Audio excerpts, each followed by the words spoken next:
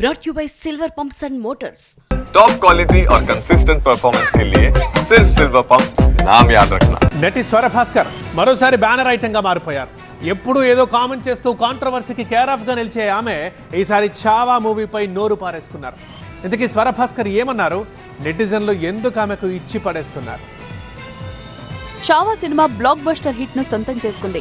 మరాఠా సామ్రాజ్య స్థాపకుడు ఛత్రపతి శివాజీ మహారాజ్ కుమారుడు సంభాజీ మహారాజ్ చరిత్ర ఆధారంగా ఈ సినిమా తెరకెక్కింది. ఇందులో ప్రతి సన్నివేశం చాలా ఎమోషనల్ గా, దేశభక్తిని పెంపొందించేవిగా, కన్నీళ్లు తెప్పించేవిగా ఉన్నాయి. ఈ మూవీ చూసిన వాళ్లంతా కన్నీళ్లు పెట్టుకుంటున్నారు. అయితే సినిమా చూసి ఎమోషన్ అవుతోన్న వాళ్లపై బాలీవుడ్ నటి స్వరభాస్కర్ వివాదాస్పదంగా కామెంట్ చేశారు.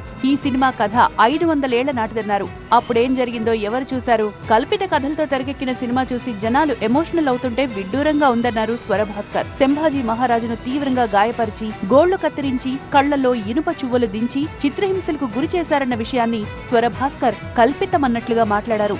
స్వరభాస్కర్ చేసిన వ్యాఖ్యలపై నెటిజన్స్ ఓ రేంజ్ లో మండిపడుతున్నారు. ఔరంగజేబు చేతిలో సంభాజీ మహారాజ్ చిత్రహింసలు అనుభవించి చనిపోయాడు అనడంలో ఎలాంటి సందేహం లేదు. దయచేసి చరిత్రతో ఆటలాడొద్దని కౌంటర్ ఇస్తున్నారు. సంభాజీ మహారాజ్ ప్రాణత్యాగాన్ని తక్కువ చేసి మాట్లాడేందుకు ఎంత ధైర్యమని ప్రశ్నిస్తున్నారు. పైగా ఛత్రపతి శివాజీ జయంతి రోజున ఇలాంటి వ్యాఖ్యలు చేయడం దారుణమని నెటిజన్స్ ఓ రేంజ్ లో ఆగ్రహం వ్యక్తం చేస్తున్నారు. కోట్ల మంది భారతీయుల సెంటిమెంట్ ను అవమానించడం సరికాదని, వెంటనే క్షమాపణలు చెప్పాలని డిమాండ్ చేస్తున్నారు. స్వరభాస్కర్ తరచుగా ఏదో టాపిక్ తో వివాదాల్లో నిలుస్తూనే ఉన్నారు. ముస్లిం వ్యక్తి ఫాహద్ ను పెళ్లి చేసుకున్న సమయంలో చాలా మంది ఆమెపై ట్రోల్ చేశారు. ముస్లిం మహిళ తరహాలో తలపై దుపట్టా కప్పుకుని మౌలానా సజ్జాద్ నోమానీని కలిశారు స్వరభాస్కర్. మౌలానా సజ్జాద్ తాలిబన్ల సానుభూతిపరుడు. ఆయన చాలా సందర్భాల్లో మహిళలకు వ్యతిరేకంగా మాట్లాడారు. మహిళలు వంటింటికే పరిమితం కావాలి అన్నాడు. ఎప్పుడూ మహిళల్ని మేల్కొల్పడానికి ఉపన్యాసాలు, పోస్టులు పెట్టే స్వరభాస్కర్ ముస్లిం వ్యక్తిని పెళ్లి చేసుకోవడం, ముస్లిం బోధకుణ్ణి కలవడం అప్పట్లో దుమారం రేపింది.